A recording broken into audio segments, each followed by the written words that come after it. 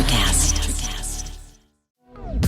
So I think first thing, you have to have a mindset change. You got to stop thinking about like, okay, I'm running the business. I got to do all the work. You got to think about like, how am I going to put systems and processes in place so other people can run the business and grow the business? But if you can't make that mindset change, you're going to always hit a limit.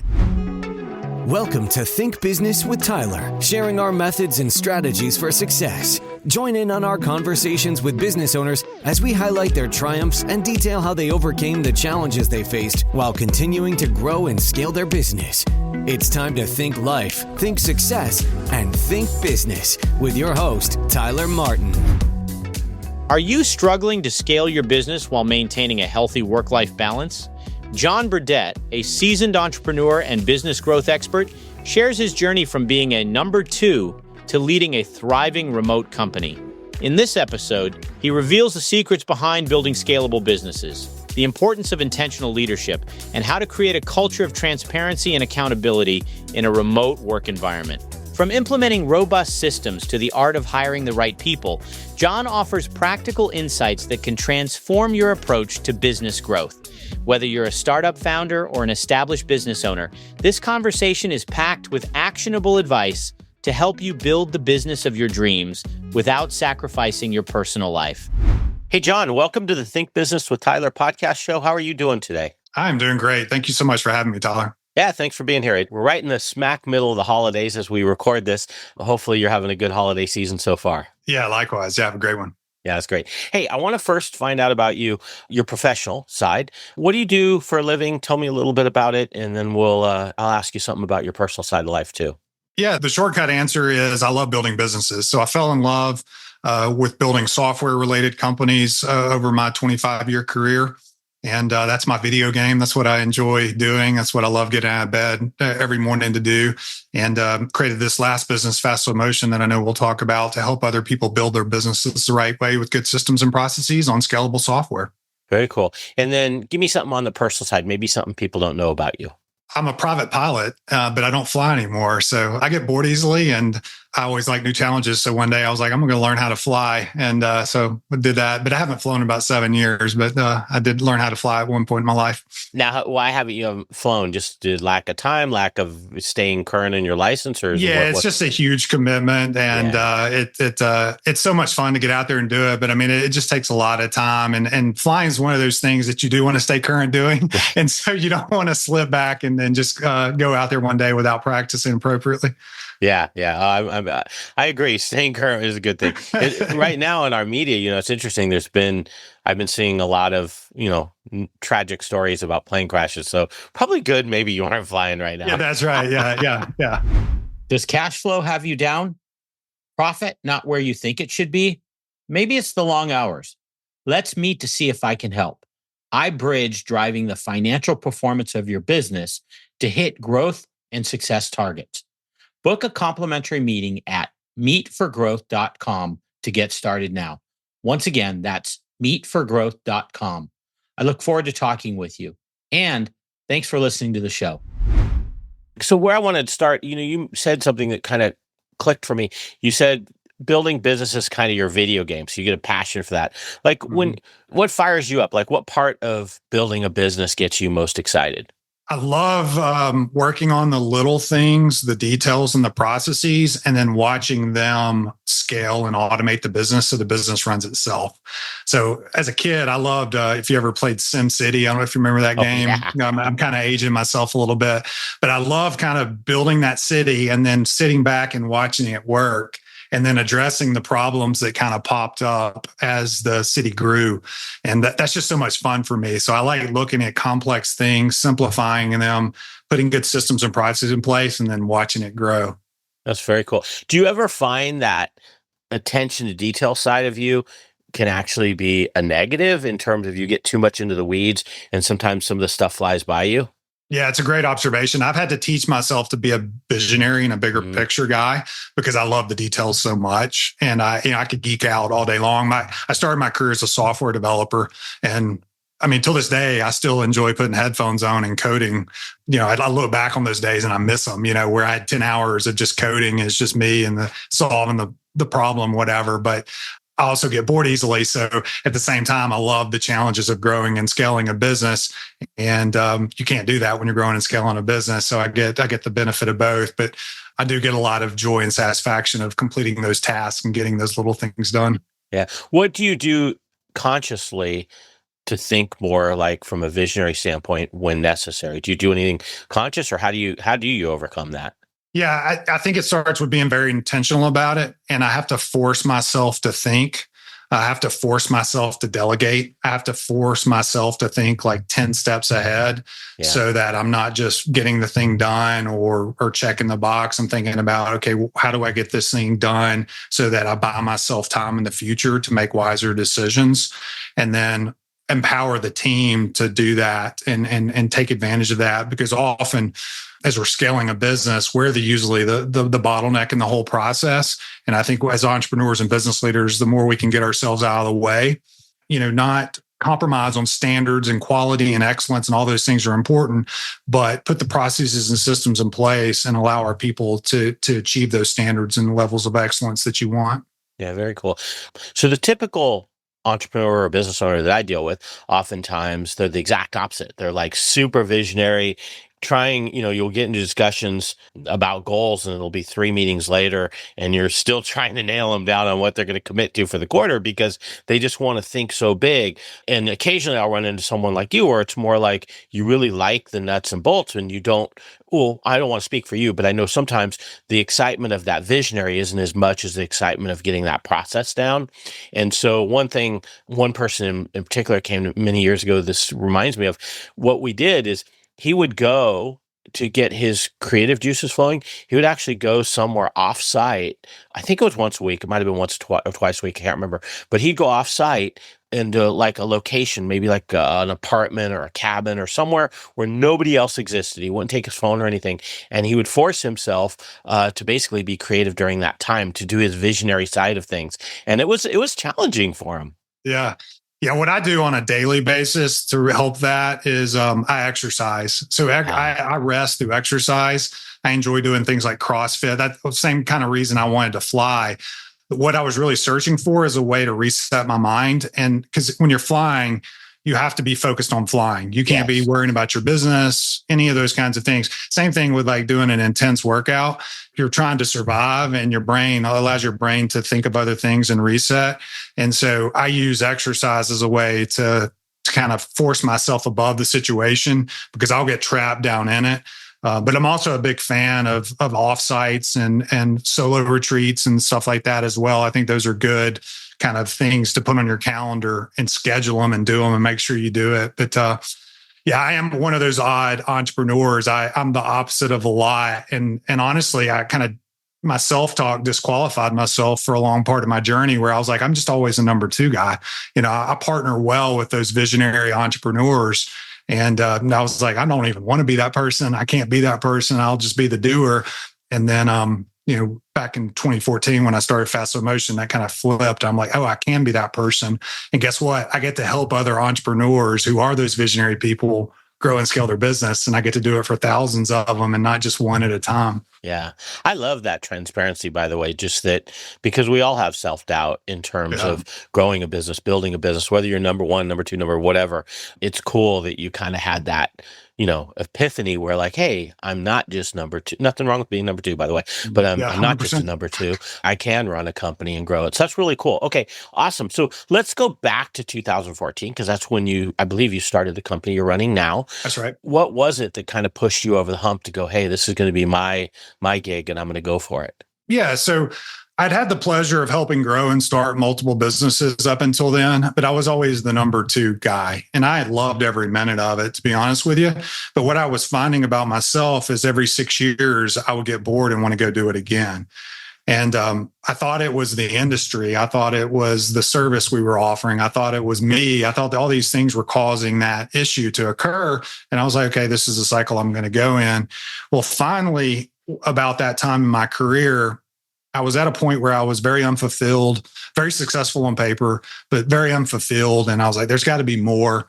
And that's when that self-realization and self-awareness really started kicking in. And realized that what I love doing is building businesses. I love that building part. And the reason I was getting bored is once it was built and was kind of up and running, that all that went away and I wanted to do it again. And so that's where the vision for Fast Slow Motion kind of came in place. I was COO of an early stage company at that point. And I was only 9 months into the journey, and I'd promised the CEO, I was like, hey, I never want to be a CEO. I want to be that number 2 guy. I love it. I'll do another 6-year journey and all this stuff. But this was just such a compelling thing that I knew I needed to do. I was like, I'm sorry. I know I told you these other things. I was 100% truthful, but I need to start this company and do this. And really the mission behind what we do at Fast Slow Motion is we want to be a blessing to business leaders as they grow and scale their business, which is what I figured out is like, I want to help other people do that and not make all the mistakes I'd made, because there's very few kind of entrepreneurs that are so process driven like me. And I can empathize with them. I know what they're going through, and I can help solve those problems for them so that they can get their life back. They can get their business back. They can start growing and scaling again and kind of make the business they always wanted to make, so to speak. So it was one of those points in life where I knew is exactly what I needed to do. I was crystal clear on the vision. I was excited about it. Had no idea if it would scale. Had no idea if people would pay money for it, but I knew the problem existed, and it was something that I wanted to go after. Very cool. So I'm having to full restraint by not digging into the scaling yet, because that's like, I just love talking about that. But I want to learn about you a little bit more, but I'm definitely going to put some time aside. I want to learn about how you help companies scale, what that looks like. But before we do that, I want to talk a little bit about, you've mentioned, making mistakes in business. Mm-hmm. I'd like to talk about that. So what are some mistakes that you think you made? What have you learned from them? What can we learn from them? Yeah, I think the macro mistake, the biggest mistake I would say, is believing that life is compartmentalized and trying to separate my work and business career from all the other important aspects of life. I know that's a big topic, but I think that's the biggest mistake us business leaders make. And we end up on our deathbed with a lot of regrets as a result of that. And so what I've very much learned through a lot of mistakes and messing things up on both the business side and the personal side and pretty much everywhere in between is that it's an and, not an or. You can have a really meaningful business and a very meaningful personal life at the same time, and you don't have to choose between the two. Yeah, you have to make compromises and sacrifices, but you can be very intentional about that. And so you can build a business you love. And once again, you can have meaningful relationships, because at the end of the day, people are all that really matter. Anybody who says that business isn't personal, they're lying. I mean, everything is personal. We're human beings.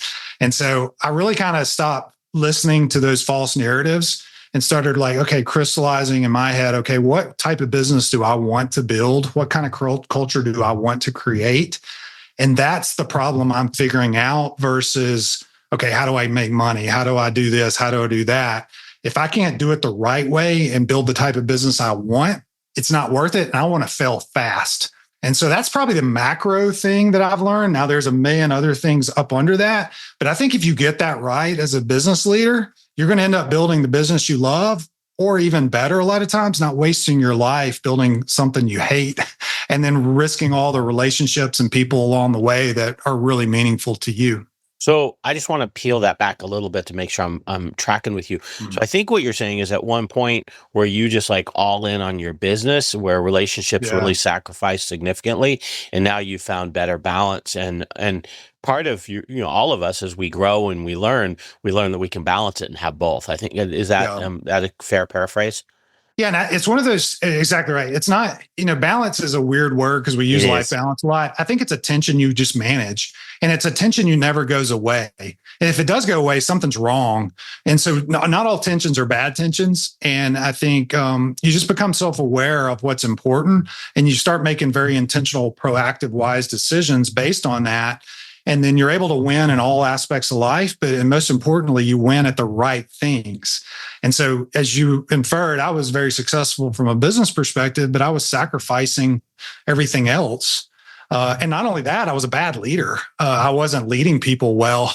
We were getting results, but it was sacrificing the people along the way, and nobody really liked me, and all those kinds of things. And at the end of the day, I'm like, well, if I'm successful in business and I don't have any meaningful relationships, you're at a table, celebratory table at dinner at one, and that's not very fun. And so that mindset shift really was transformational for me, and it has really kind of guided me over these last 11 years to help other people not make those same mistakes. Yeah. So that leadership evolution that you took from not being liked to liked, is there anything, whether it be a mentor or a book or anything that kind of got you across that line, like, hey, I'm going to approach this differently? Yeah. There's a great book from Tim Keller called Every Good Endeavor. It is a Christian book. It just FYI, if you're not a Christian, but you can still get a lot out of it if you're not. But that was very, he talks about how work is good, not a bad thing.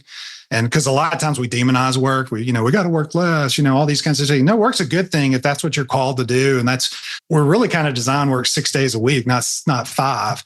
And up until the Industrial Revolution, that's what everybody did. Most people were entrepreneurs and they worked 6 days a week because they had to do those kinds of things. But it can be very fulfilling when you're doing work that adds value and makes a difference, and you're able to provide for your family and impact the world and those kinds of things. And instead of trying to work to retire, you get to enjoy work and enjoy the journey along the way. Because I'm at a point now where I don't think I ever want to retire. It's like, what am I going to do? I like what I do. I enjoy waking up every morning to do it. Now, every morning's not great and every situation isn't great, but what else would I rather be doing? And I think that's a good, important question that every business leader should be asking themselves. And that's why it's so important to fail quickly if it's not going to materialize into the business that you thought it would be, because you'll end up getting trapped in it. And that's a very, I'm sure a lot of us, listening, have heard that, been in that. Being trapped in your own business is a very, very painful place to be in. And so I always recommend just stay intentional with the type of business you want to build. And if you fail, that's actually a good thing, not a bad thing, because you get to focus on what can you succeed at. Yeah, that is something I run across. I don't want to say frequently, but often owners feel like they're trapped in their business. They don't always use that exact terminology, but that's essentially what it becomes. And that's a tough road to go down. And if you haven't evolved as a leader and you're trapped in your business and you're got bad tension between, I love the way you said tension between personal life and business, and the tension isn't dispersed evenly, man, that's a lot of burden to be carrying to work every day. Yeah, those pressures only get more as you scale and get bigger. The more employees you have, the more families and mouths you're helping feed, more customers you have. I mean, the pressure cooker gets worse. And if you're not doing what you loved, you don't have the support system there to support it, and you're sacrificing important relationships in your life, it gets very, very lonely at the top. And nobody else can really relate to you except a fellow business leader, entrepreneur who has no skin in the game of what you're doing. They can help you a lot because they can tell you the truth and stuff like that. And they don't care what you think, right? They can shine some light into what's really going on. But all your employees, your spouses, your kids, your friends, they can't relate to what you're going through. And it makes it a very difficult. And a lot of times there's depression and issues that go along with that because they don't know what to do. Yeah. So one reason my career I've taken, I've always gone on the path for the most part of working with clients. And the reason I liked it, business owners, is I get bored too. And I love when you're working with clients, everyone's unique. And so you get, all these really interesting ways people are making money, or maybe in some cases not, but in most cases, what they're building, what they're doing, and it's exciting and it keeps you fired up. I'm wondering, in your current business, is that kind of what'll keep you fired up for this? Because part of me is like, well, what's not going to make you get bored once you got all your processes down? Is it the client side of it, or what's your take on that? Yeah, I 100% agree with exactly what you just said. We work with about 200 clients at a time. We enjoy serving smaller growth businesses that are trying to scale and kind of stuck. So at their I made it level, they have a real business, real problems, real challenges, real revenue, real customers, and help them get their life back, get their business back, and really enjoy that journey again is really what we're trying to do. But I'm with you. It's like, man, we're working with so many different types of businesses, different personalities, different business models. I'm always amazed at how people make money or don't make money. It's just so cool to see that. And we get to come in almost from like if you look at a doctor-patient relationship from that doctor perspective, we've seen a lot And honestly, I tell people that you're not going to tell me something that we haven't seen or haven't done ourselves. We've seen all the mistakes, we've seen all the issues, but we're able to usually quickly diagnose what's going on and get them healthy pretty quickly, or at least get them in a better spot. So, because once you start getting healthy, you start making wiser decisions, you start buying more margin, and that creates a nice little flywheel to get your business back going again. And so being able to diagnose some issues and getting them healthy in a couple of weeks is very fulfilling. And the huge benefit of it all is really kind of seeing the life effects of that, because they start getting their families back. They start being able to go on vacation again. They start enjoying the journey again.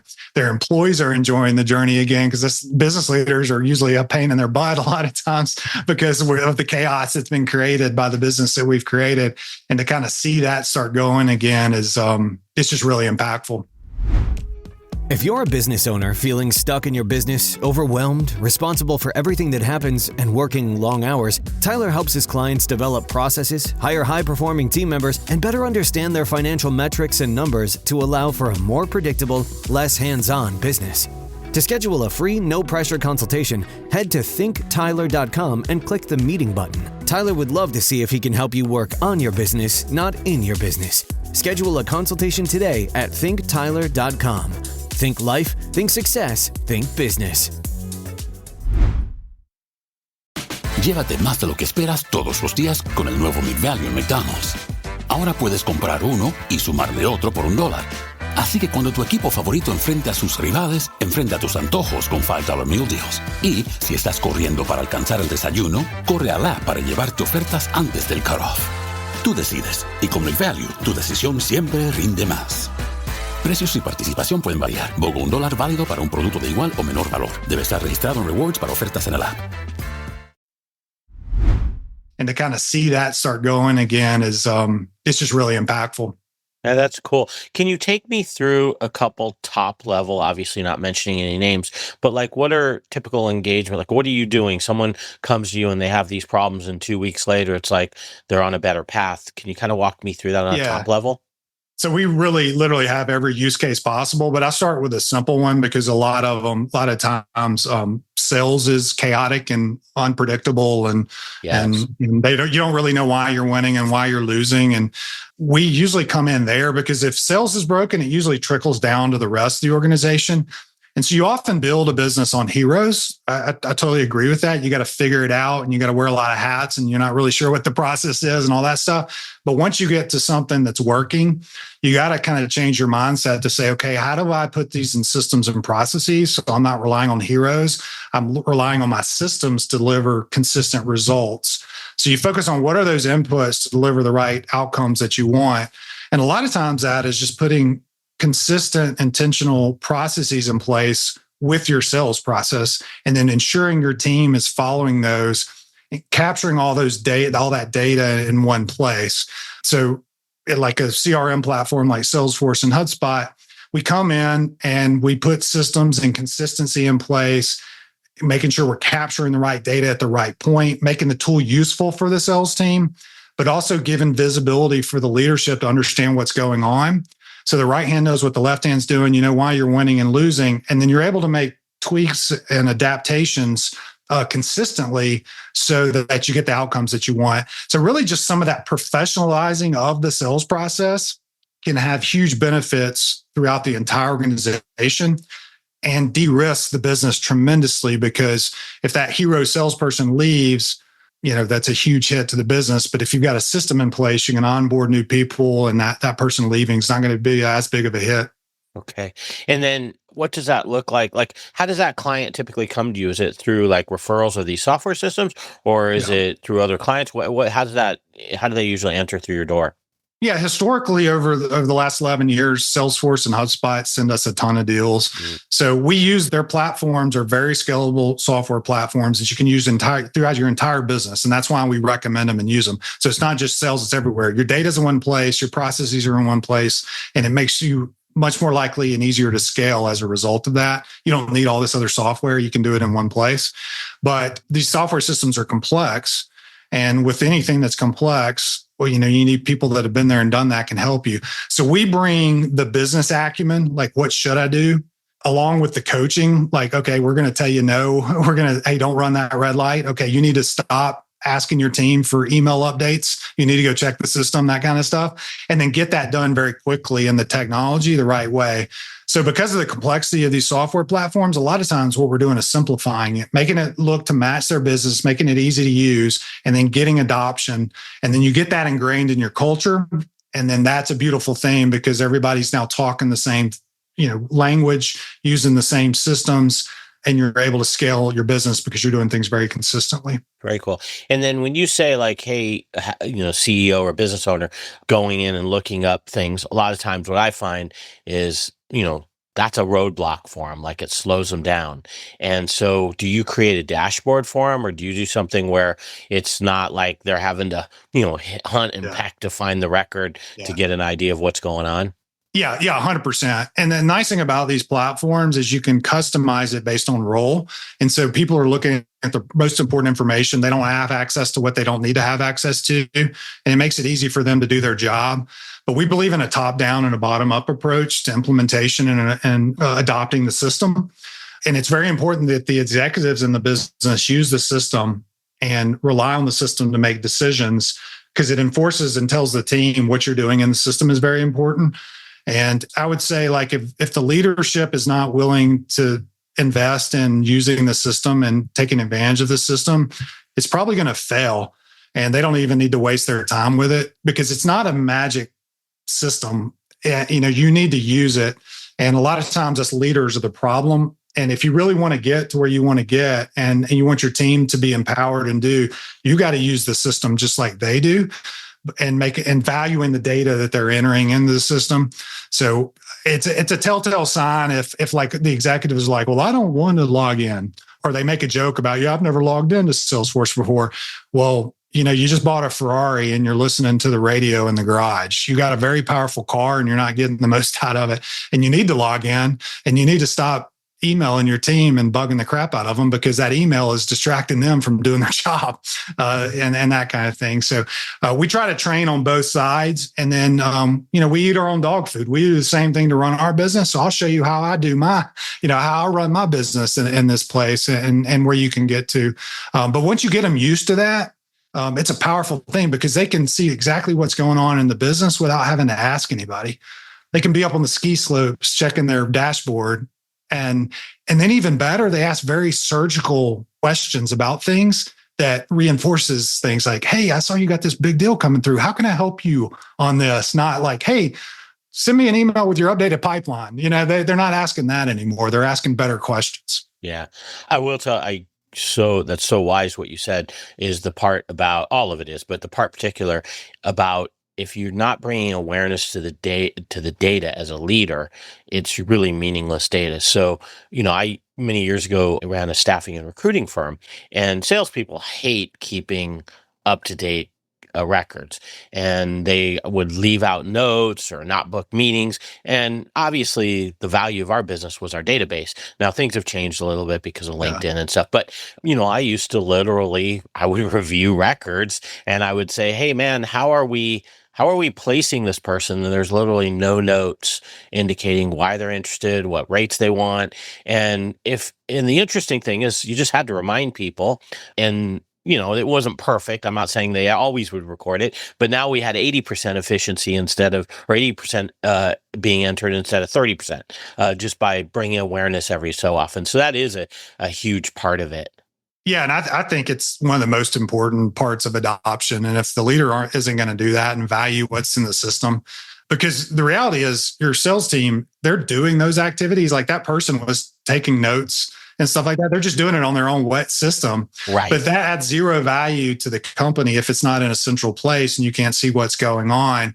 So as a leader, showing them you value this, you're looking at it, you're making business decisions on it. And then you can also do some, stick-based approaches instead of the carrot, where you pay commissions on the data and you tie comp to stuff that's in the system. And that's a real behavior driver as well. And so it's a combination of some of those, okay, here's some carrots and here's some sticks, but by God, we're all going to use this system. I know it's not perfect, but we're going to use it and be consistent. And then we're going to improve it as we get better. Yeah. And it takes leadership from a standpoint of, so when people started putting data into the system, some of them were like, well, I'd rather keep it on my spreadsheet because I don't want people to know who, they're going to steal my deal or whatever their reasons were. So leadership has to also be there to go, no, that's not going to happen. That's my responsibility to make sure that we're an ethical company and people are making good choices and we've got an audit trail so you don't have anything to worry about, and so you have to, as a leader, also kind of stand up and back up kind of the reasoning of why you're going to do it and how you're going to support that the right thing gets done. Yeah, you're making a good point because when you have good systems and processes like this, it percolates up culture issues. So what you basically said, that's a trust issue. Right. And you don't want distrust in your organization, right? And you want that to percolate up quickly and not fester because eventually nobody will trust each other. Right. And so those are major cultural issues that you want escalated up very quickly so you can deal with. And these systems really kind of create transparency around that and, allow them to trust you more and everything that's going on. But it really helps solve a lot of problems in the business just by putting good systems and processes in place. Yeah. One thing I really liked about it too, when you had people doing that, when you had new salespeople using them as an example, I'd like to see new clients being entered or new prospect names. Yeah. If they're not doing that, you have no visibility on a new, do they have 50 new people they added? Do they have 20? And then if they're adding 50, but they're only getting a hold of 5 or the other 45 don't even make sense for your business, it gives you a great training opportunity because now you can go, hey, dude, or lady or man, whoever it is, it could be either way. Hey, 45 of these, they don't even fit our profile of what we're doing. Let's sit down and go through, maybe you missed that part of the training or something. And so it just gives so much information. It's incredible. Yeah. And you mentioned a couple good things there. As you get these systems implemented, your onboarding and training process becomes so much more easier because that is your new culture. That is how you do things. These are new. And so, yeah, implementing it does require a lot of change management and getting people switched onto that. But once you get it in there, the new people that come on board, they don't know any other way. And they onboard much more faster. They're able to be much more productive. And then you have really good for doing because hiring mistakes are painful and you want to be able to have visibility understand how your new team members are performing as quickly as possible. But even more importantly, like how can you coach them better and make, help them before it's too late or you've wasted 18 months or whatever. So there's a lot of value in just having those things in a system versus it all over the place. That gets easier as you grow and scale if you take the time and energy to do that up front. Yeah, that's cool stuff. Hey, okay, I want to switch gears. Just want a couple more things I want to cover. So you've been Inc. 5000, one of the Inc. 5000 companies. I think it's been 5 years. Is that correct? So you're 5 or 6, somewhere around there. Yeah. Okay, 5 or 6 years, which is awesome. A nice prop to your company. That's awesome. In addition to that, I think you have 130 plus people and you're a remote environment. So my question to you is this: how do you manage culture in a remote environment? Because sometimes that's a lot more challenging. You're not getting face to face. What are the things you do to make sure you do have a good culture? Well, going back to some of the original things we talked about, I was very intentional about it from day one. So I wanted to build a remote first team at the very beginning. So I started this in 2014. So we've been doing it for 11 years now. COVID didn't change anything for us. So we built it into our DNA and our processes from day one. And the reason behind that, I was very intentional about one of our core values, which is flexibility. I wanted to create an environment where our team members were around their families. They didn't have to waste time commuting. They could work forever they wanted to. And so I architected that into the business day one. And so I'd say first and foremost, being intentional about the type of business you want to build is the most important thing there. Remote first or remote companies or remote workforce companies, it's not for everybody. There's certain business models where it doesn't make sense. And I think there's a lot of confusion around it in today's world. People are like, are we hybrid? Or everybody's got to come back to the office and all that. And the reason for that is people aren't intentional about what they're trying to build. And so I'm not here to advocate that remote is the right way. It was the right way for us and is the right way for us. And we've architected every single business process around that. From our recruiting, our talent development, our onboarding, our coaching, the way we architect our teams, the way we design our compensation plans, the way we do really everything around our business is tied to that. And we say no to anything that misaligns with that. So for instance, if a client wanted us to have people on site for, long periods of time, we don't do it. We do our work remotely. Now we'll go visit you, but we're not staying on a queue. So, we say no to certain things so we can say yes to the right things. But the core behind it all is doing what we just, we've been talking about. All of our systems and processes, we use Salesforce to run our entire business. And when I say our entire business, I mean HR, recruiting, marketing, sales, project management, time tracking, invoicing, commissions, you name it, all in one place. And so everything is visible to every person within the organization. And so there's nowhere to hide. And so we created a meritocracy where here's the clear roles, here's the clear responsibilities, here's how you do your job, and go get your work done. Be yourself. We love your uniqueness.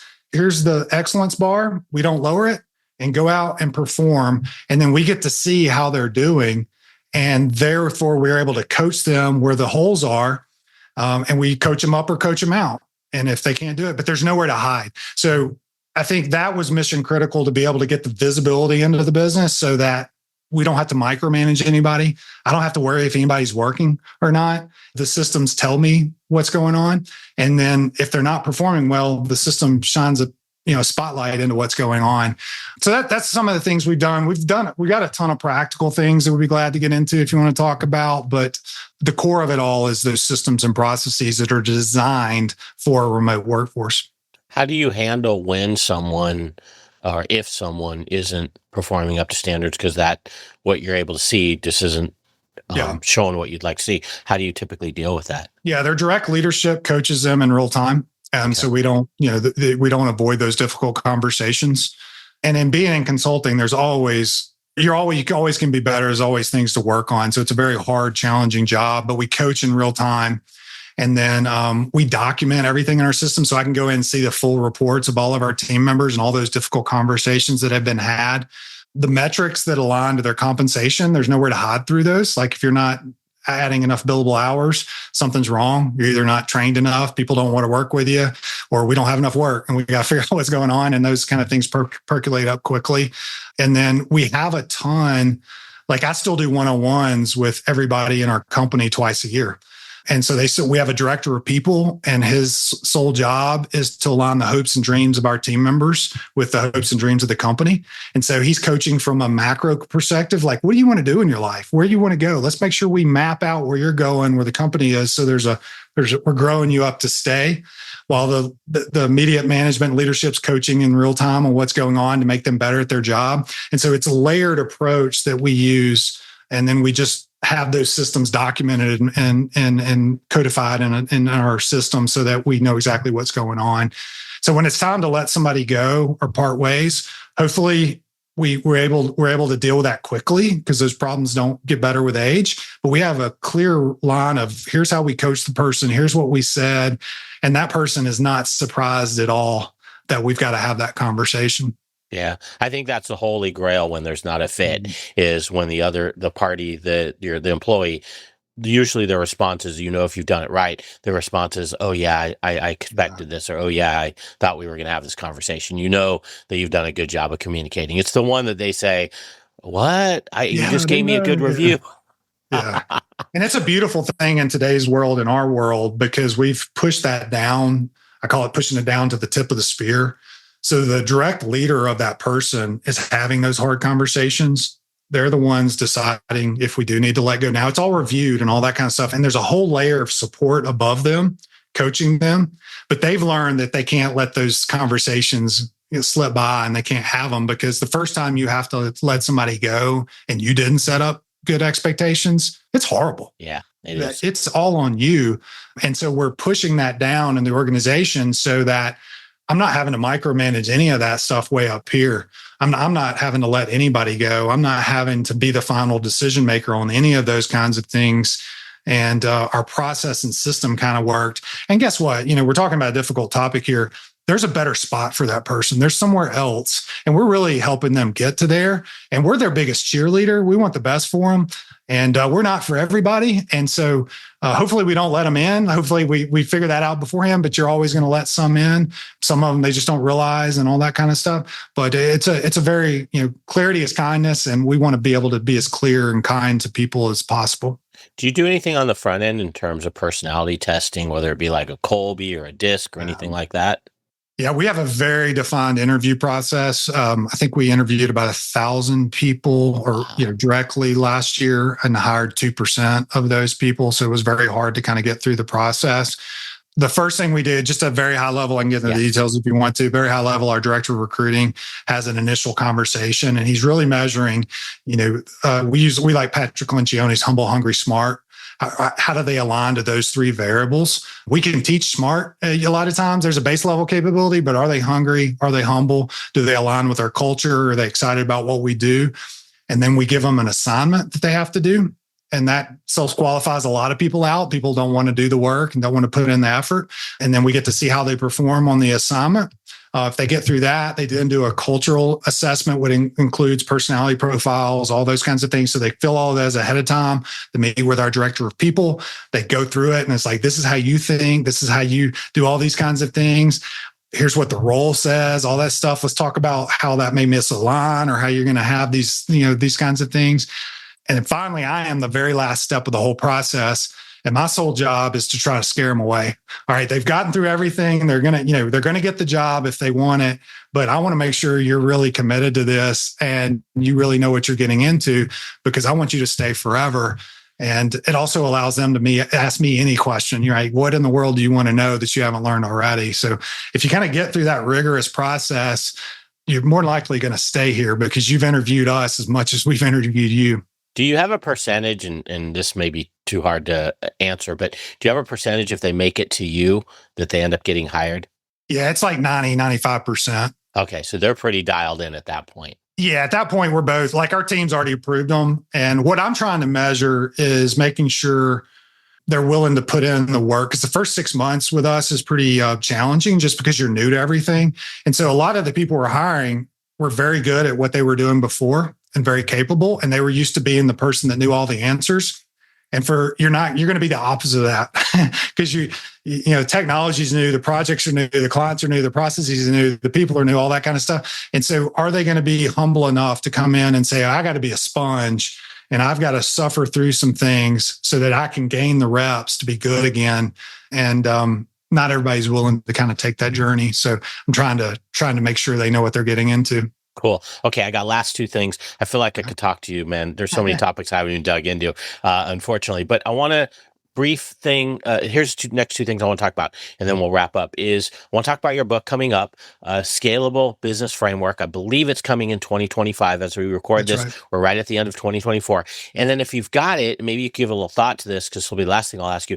I'd love for you to give me 3 tips on what entrepreneurs can do to grow or scale their business. Just the 3 things that stand out to you. They don't have to be very involved. So on your book, can we talk a little bit about that? What are we trying to accomplish with that? A Scalable Business Framework, and roughly, do you know when it's coming out? Yeah, it should be first quarter of 2025. Thank you for letting me talk about it. It's called the Scalable Business Framework. It's going to be a business fable. So if you're a fan of Lencioni or the E-Myth Revisited, those kinds of things. And it's basically going to tell the story of somebody that's created a real business and they're struggling to scale. And then what do they do to kind of rebuild their business with processes and systems so that they get their life back and all that kind of stuff. So we talk about some of the core fundamentals that you need to put in place first to be even able to build a scalable business. And then we've developed a framework called the Scalable Business Framework that talks about process, automation, and visibility, and how you can put those 3 things to work to start building that scalable business that you want to. So it's going to really tell the story of a lot of things we kind of talked about today at a very practical level so that hopefully you kind of change the mindset of your business so that you can build a scalable business. Yeah, I love those fable books. One of my favorites, of course, The Go-Giver is a great one. Oh, yeah. And then Get a Grip. It's the EOS traction system in a fable. I guess I'd call it a fable. And it narrates the whole implementation of EOS. But it's just fun to hear the personalities and like the wrong person in the wrong seat, that type of thing. Yeah. So cool. I'm excited about that. And then last thing, putting you on the spot a little bit here. Do you have 3 things we can take away? They don't have to be, just short in terms of what entrepreneurs can do, business owners, in terms of bettering their business and getting it ready to scale more efficiently? So I think first thing, you have to have a mindset change. You got to stop thinking about like, okay, I'm running the business. I got to do all the work. You got to think about like, how am I going to put systems and processes in place so other people can run the business and grow the business? But if you can't make that mindset change, you're going to always hit a limit. You're never going to be able to scale your business. Number two, I would say, is focus on consistency, not perfection. The perfection doesn't exist, but do things consistently so that you can know why you're winning and why you're losing, and you know what to change, and stop being all over the place there. And then I would say the third thing is implement a system to start capturing all this data in a central place. Because without that data, you're making all your decisions on intuition and gut, which have got you where you are today, but won't get you where you want to go. You got to overlay those gut decisions with the data and what the facts are telling you.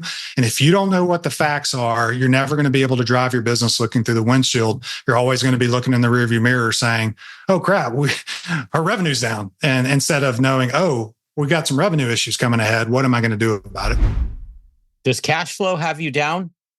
Profit not where you think it should be? Maybe it's the long hours. Let's meet to see if I can help. I bridge driving the financial performance of your business to hit growth and success targets. Book a complimentary meeting at meetforgrowth.com to get started now. Once again, that's meetforgrowth.com. I look forward to talking with you. And thanks for listening to the show. Our revenue's down. And instead of knowing, oh, we got some revenue issues coming ahead, what am I going to do about it? Yeah. One of the biggest signs I get, someone will come to me and they'll go, I used to do this all in my head, and now I've gotten to a point where I just feel insecure and I can't keep it all here, and I don't know what's happening behind the scenes. Yeah. So that. And if you want a number 4 to answer that one, start small and iterate. Because it's a massive problem to figure out if you look at the big thing, but just start today. Is like, what are you doing today that you can start putting in a process, a system that you can then start documenting? And I'm document by camcorder, video what you're doing.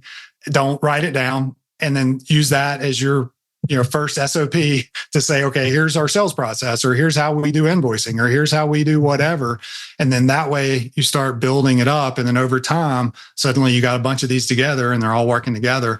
And you start having more time to make more thinking time, as we talked about at the very beginning of this podcast. Yeah, that's a great one. Loom is your friend, basically. Yes, that's right. Loom is a great one. Okay, cool. Right. So your website, fastslowmotion.com.